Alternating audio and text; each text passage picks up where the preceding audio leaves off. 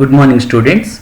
In this session I want to discuss second unit mean value theorems, in that Taylor's and Maclaurin's theorems. Taylor's and Maclaurin's theorem contents are Taylor's and Maclaurin's theorem with reminders, alternate form of Taylor's theorem, applications of Taylor's and Maclaurin's theorems, and series expansions using Taylor's and Maclaurin's theorem. Generalized mean value theorems. The Taylor's and Maclaurin's theorems are also known as generalized mean value theorems. Taylor's theorem statement: if f from closed interval ab to R, closed interval ab is the domain of the function and real number set R is the range of the function. So function is defined as closed interval ab to R such that f dash, f double dash and so on n minus 1th derivative of f are continuous on closed interval ab, and these functions are also derivable or differentiable on open interval ab, and p is a positive integer, that is p belongs to z plus.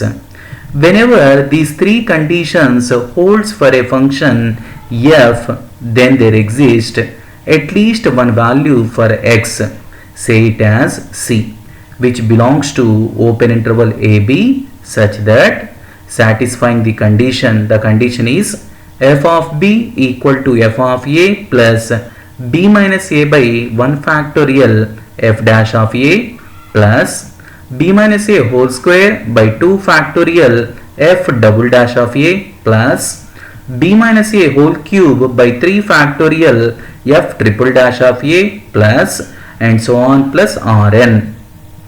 So C belongs to open interval AB, which is satisfying this condition, where Rn is called remainder.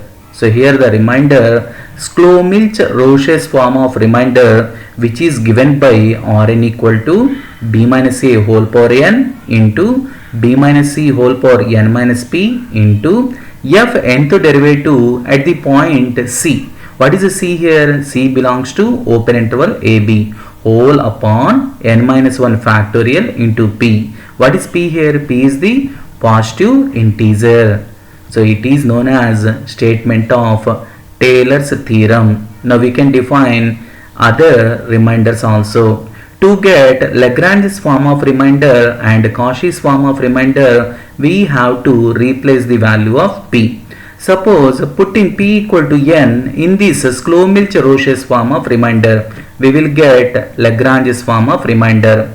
Putting p equal to 1 in this Shlomo-Milch-Roche's form of remainder, we will get Cauchy's form of remainder, and the remainders are, so Lagrange's remainder, which is substituting by putting p equal to n, we will get Rn is b minus a whole power n upon n factorial into f nth derivative at the point C.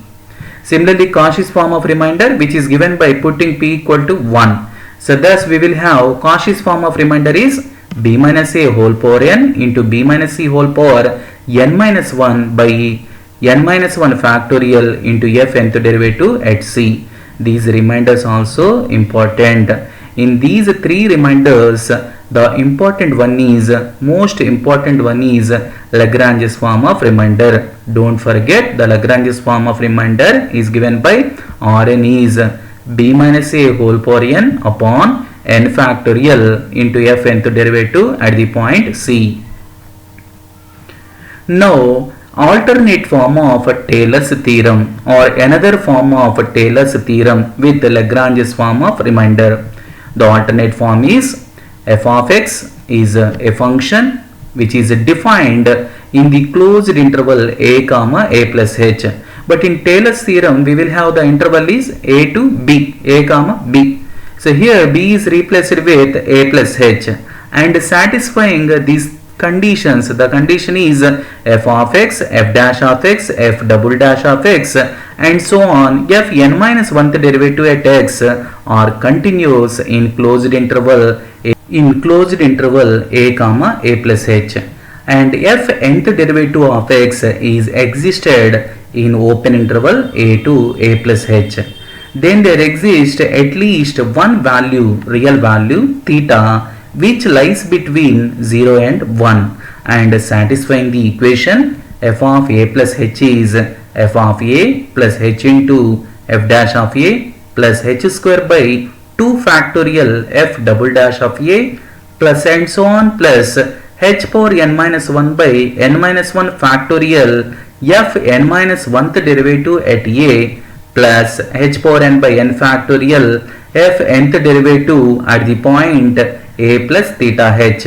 What is theta here? Theta is the value which lies between 0 and 1, open interval 0 and 1. This remainder Rn is called Lagrange's form of remainder. The Lagrange's form of remainder is given by Rn equal to h power n by n factorial f nth derivative of a plus theta h. It is called Lagrange's form of remainder. Now, the alternative form from a plus h is b is replaced, then we will get the above formula becomes f of b equal to f of a plus b minus a by 1 factorial into f dash of a plus b minus a whole square by 2 factorial f double dash of a plus and so on plus b minus a whole power n by n factorial f nth derivative at the point c, where c lies between a to b. So clearly a plus h is replaced with b, so that we will get the first formula, that is the Taylor's theorem formula for f of x, which is defined in the interval, closed interval a comma b. Now the Maclaurin's theorem with Lagrange's form of remainder, so which is obtained by replacing a as 0 and h as x in this equation we will get the Maclaurin's theorem formula, that is f of x is f of 0 plus x by 1 factorial f dash of 0 plus x square by 2 factorial f double dash of 0 plus and so on plus x power n by n factorial f nth derivative at theta x.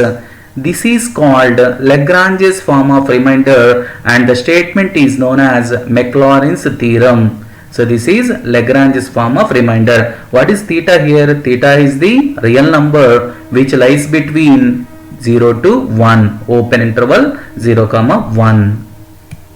So it is the alternate form of Maclaurin's theorem.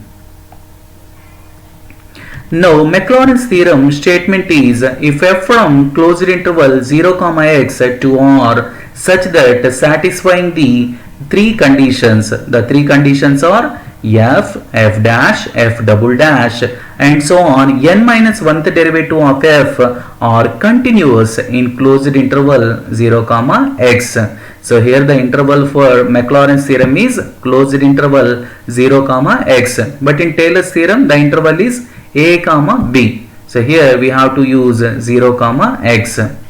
The initial value is 0, ending value is some x, and these functions are derivable or differentiable in open interval 0 comma x, and p is a positive integer. Whenever these three conditions holds for a function f, then there exists a point theta which lies between open interval 0 comma x and satisfying the condition. The condition is f of x is f of 0 plus x by 1 factorial f dash of 0 plus x square by 2 factorial f double dash of 0 plus and so on plus x power n by n factorial f nth derivative at theta x, where Rn is called Lagrange's form of remainder. Here also we have three forms for remainders, that is Sklomilch-Roche's form of remainder, Lagrange's form of remainder and Cauchy's form of remainder. The remainders are Sklomilch-Roche's form of remainder is Rn is x power n into 1 minus theta whole to the power of n minus p into f nth derivative at the point theta x whole upon n minus 1 factorial into p. is called Shlomo-Milch-Roche's form of remainder. Now to get Lagrange's form of remainder, we have to put p equal to n in this formula, so that we will get x power n by n factorial, because n minus 1 factorial into n is n factorial into f nth derivative at the point theta x.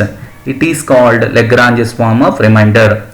Now to get Cauchy's form of remainder, here we have to put p equal to 1. So substituting p equal to 1, we will get Rn is x power n into 1 minus theta whole to the power of n minus 1 by n minus 1 factorial into 1, that is n minus 1 factorial. F nth derivative at the point theta x is called Cauchy's form of remainder. So don't forget, in all these the Lagrange's form of remainder is important one, that is Rn is x power n by n factorial f nth derivative at theta x. Now applications of Taylor's and Maclaurin's theorem. The problem is verify Taylor's theorem for the function f of x, which is defined as 1 minus x whole to the power of 5 by 2 with Lagrange's form of remainder up to 2 terms in the interval closed interval 0, 1. So given f of x and f dash of x are continuous in closed interval 0, 1, while f double dash of x is differentiable in open interval 0, 1. So what is n here? N value is 2 up to 2 terms. That may be f double dash of x must and should be differentiable in open interval 0, 1. So thus f of x satisfies all the conditions of Taylor's theorem, and we can define the p as 2. What is p here? Positive integer. P can be defined as p equal to 2.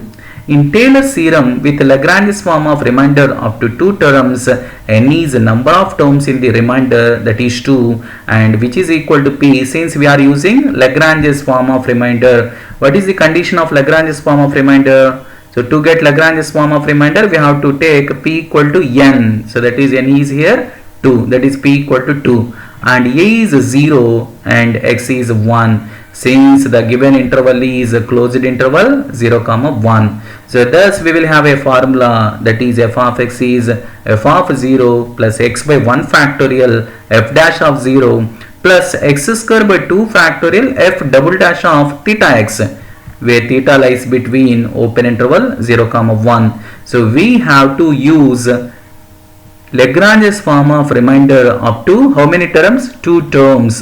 After 2 terms, we have to use Lagrange's form of remainder. What is the Lagrange's form of remainder? X power n by n factorial f nth derivative at theta x. But n is 2 here, so that we have to use x square by 2 factorial f double dash of theta x.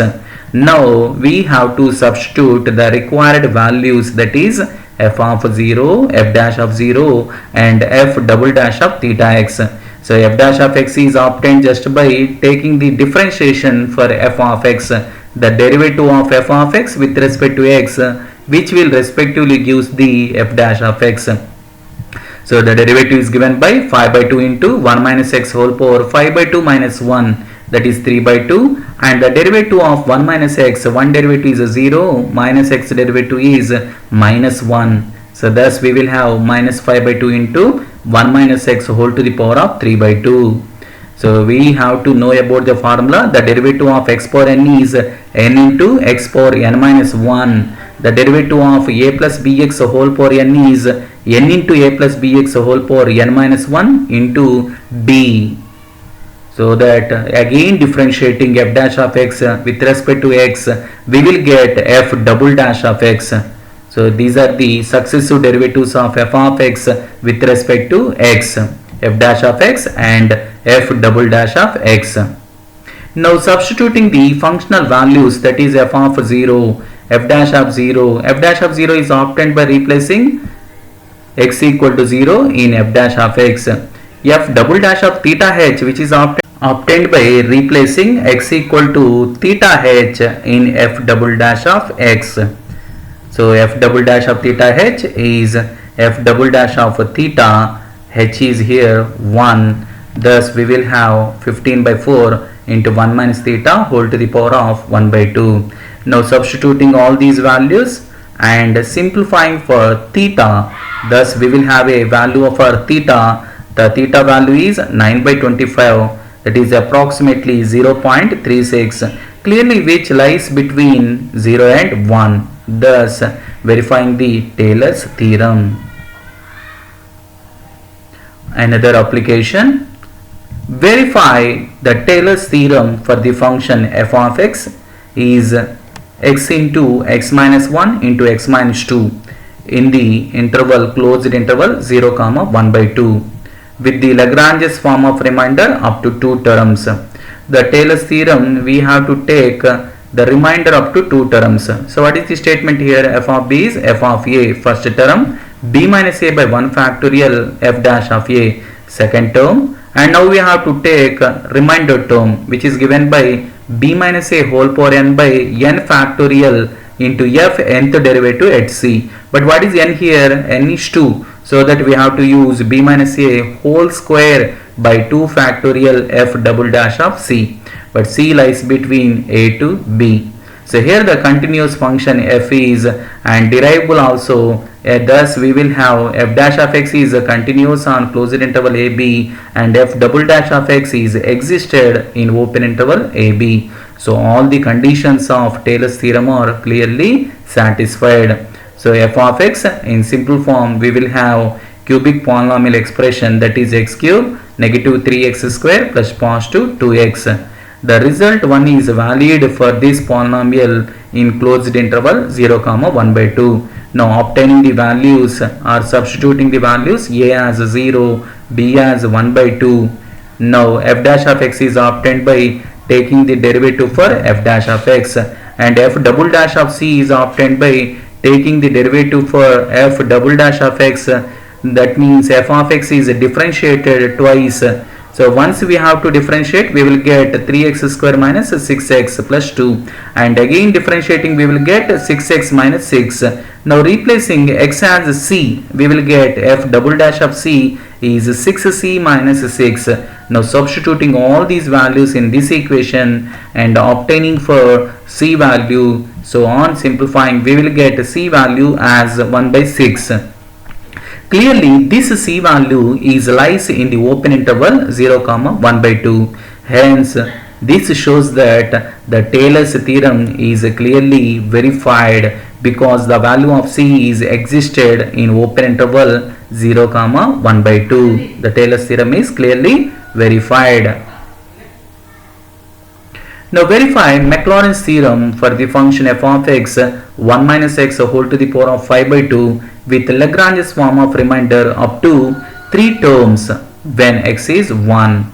So now we have to expand Maclaurin's theorem up to 3 terms. The formula is f of x is f of 0 first term, x by 1 factorial f dash of 0 second term, x squared by 2 factorial f double dash of 0 third term. After these 3 terms we have to write the remainder term. The remainder term is x power n by n factorial f nth derivative at theta h. But what is n here? 3, because the number of terms are 3 here, that is x cube by 3 factorial f triple dash of theta h.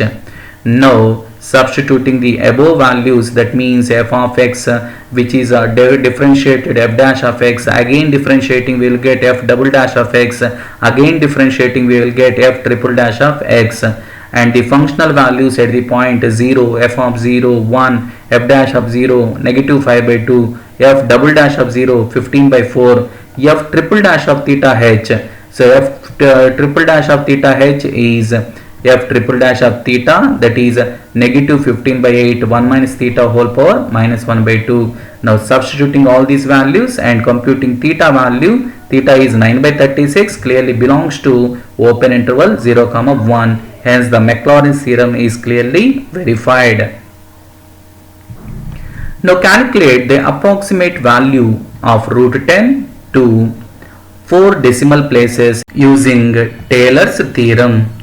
So we have f of x plus h which is defined as square root of x plus 1. But what is x here? X is to be taken as 9. 9 plus 1 is 10. So root of x plus 1 is root 10. Now we have to calculate root 10 here. For this we have to define f of x plus h as root 10. Now x can be taken as the nearest root. What is the nearest root? Well known root is root 9. What is the value of root 9? 3. So that we have to take x as 9 here, and h is the small increment in x, that is h value is 1 here. So x is 9 and h is 1. So that f of x plus h is defined as square root of 10. Now f of x is root x.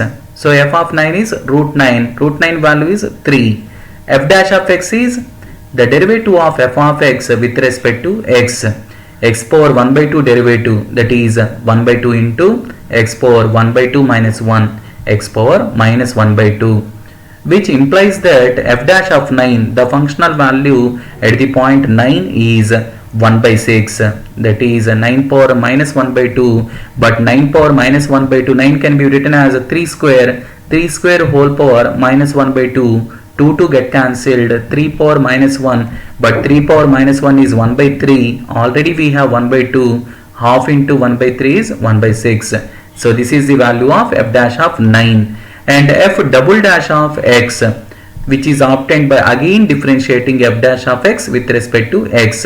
Half is the constant, x power minus 1 by 2 derivative is minus 1 by 2 into x to the power of minus 3 by 2. Half into minus 1 by 2 is minus 1 by 4.